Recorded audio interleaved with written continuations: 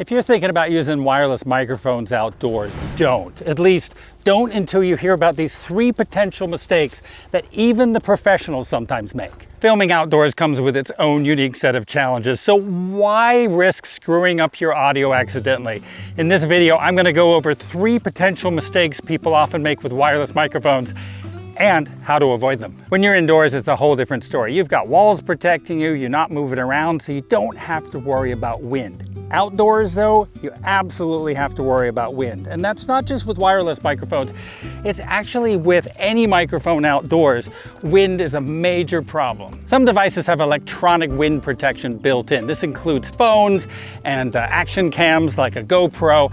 However, this only goes so far. It might help with tiny little breezes, but if the wind picks up, it's not going to help you, and also it can really screw up your audio as well. Now you may have noticed I have this little fluffy thing on my wireless microphone. That's called a dead cat, and a dead cat does a really excellent job of killing the wind noise that can get into your microphone. Now, don't confuse it with a pop filter. A pop filter is one of those foam things you put over the end of a microphone or on the end of a lavalier microphone, for example. Those are great for getting rid of the P sounds, the plosives. They don't protect against wind. You need a dead cat. Now I'm going to take the dead cat off the microphone.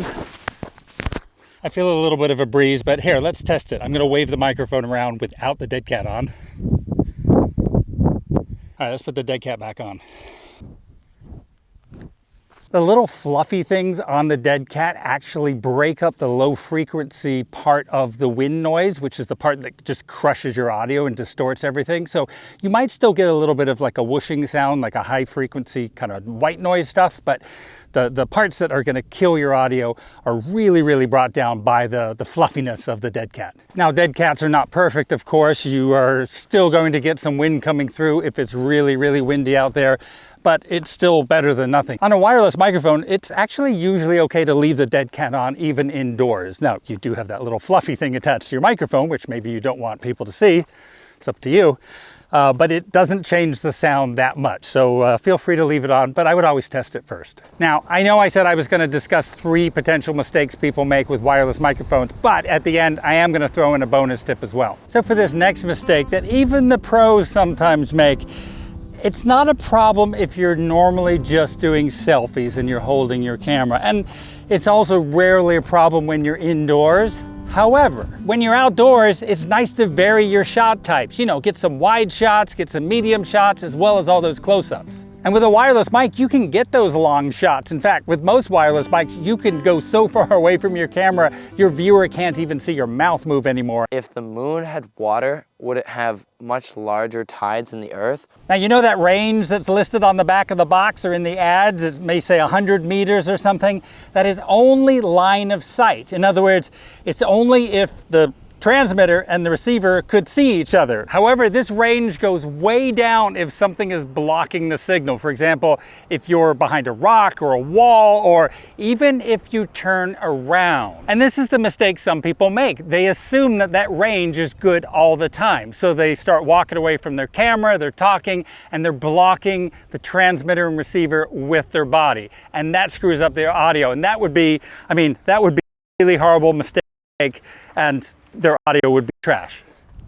I'm a little nervous right now, and that's because as I was starting my climb up this ridge, a rescue helicopter came over my head and landed right at the top of the ridge here.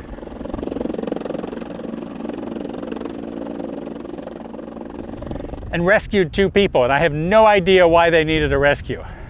Snake bite, maybe?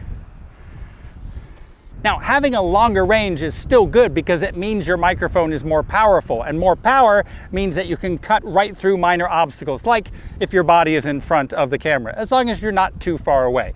And wow, the wind at the top of this ridge is pretty strong, so we'll see how the dead cat does on this. Now, if you're a subscriber to my channel, you know I go on and on about background noise and room reflections when it comes to audio. Now, the good news is, outdoors, you don't have any room reflections. More good news, You have background noise, but your viewers are more forgiving of it because it's part of the environment. Still, you want to cut down on background noise as much as possible, and the way to do that, of course, is getting your microphone close to your mouth. Now, you could just hold your microphone. I see some people do that on YouTube, but it's not that practical if you're walking around, if you're doing things. So while it does get your microphone close to your mouth, maybe not the best way to go. Now, if you think about a lavalier microphone, traditionally those are put in the center of the chest. And the reason is because if you turn your head left or right, the distance doesn't change that much, the relative distance. So you don't get any variations in sound. Now, you probably have seen content creators clipping their wireless microphone to their collar. There's a couple reasons for that. One, they're probably wearing a t-shirt and there's nowhere else to clip it. And two, it brings it closer to the mouth. And that's fine, except watch what happens when I move my mouth. Now, if I move my mouth to the left, the volume stays about the same. However, if I move my mouth to the right, the volume drops off quite a bit. So it doesn't really work to put it under your chin because your chin's gonna hit your microphone and you're gonna get rustling noises even if you don't have a beard.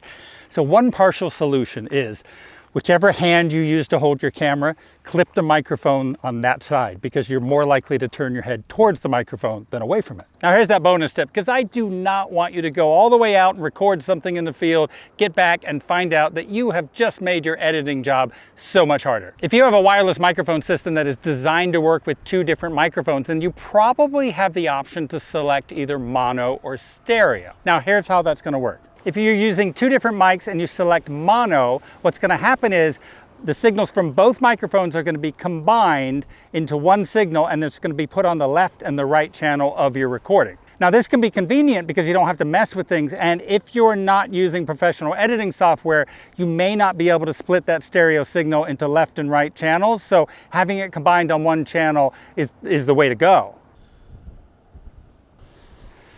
That is a long way down.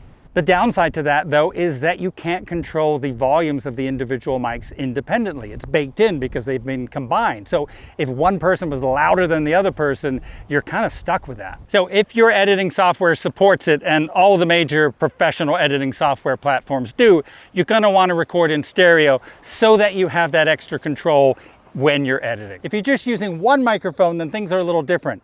If you record in stereo, the one microphone signal is going to be recorded on one channel, probably the left channel, and the right channel is going to be blank. If you record in mono, it will put that one microphone signal on both channels. But what about using wireless microphones indoors? Is that even a good idea? Well, you know what? Find out by watching this.